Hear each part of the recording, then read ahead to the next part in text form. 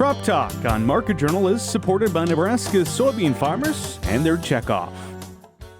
Last week we discussed seed selection as a means of mitigation for certain soybean diseases this upcoming growing season.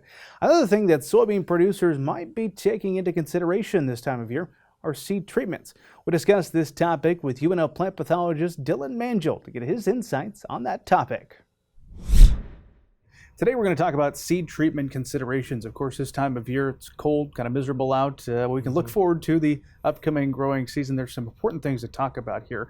There's lots of different products out there. I know you kind of break them down to 3 different classes though. What are those? Yeah, so there's big decisions to make when it comes to variety selection and then pairing that with a seed treatment. So there's 3 classes generally available.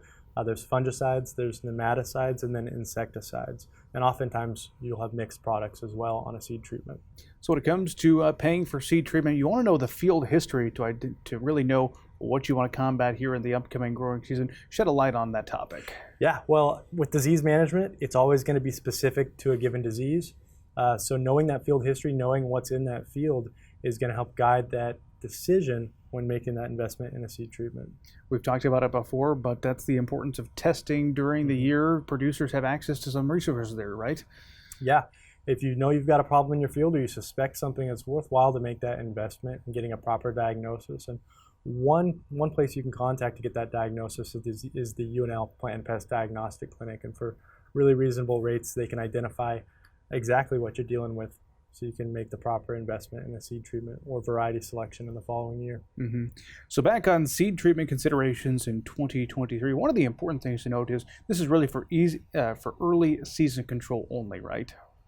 Yeah, seed treatments, unfortunately, they have their greatest effect earlier in the season. It's a small amount of chemical that's on that seed, and over time it dissipates, and that plant generally outgrows that small area where it starts off as well. So it's not enough chemical to control long term, but it does provide that control when the plant is most susceptible, when it's just trying to germinate and emerge from the ground.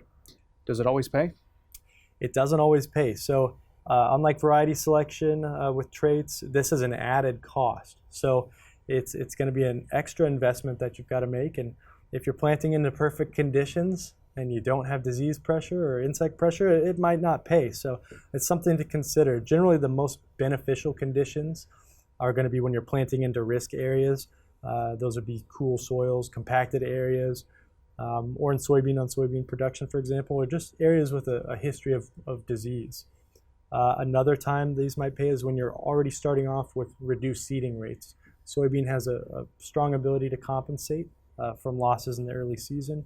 And if you've already got reduced seeding rates or lower populations, there's not going to be as many plants there to compensate if you lose part of that stand.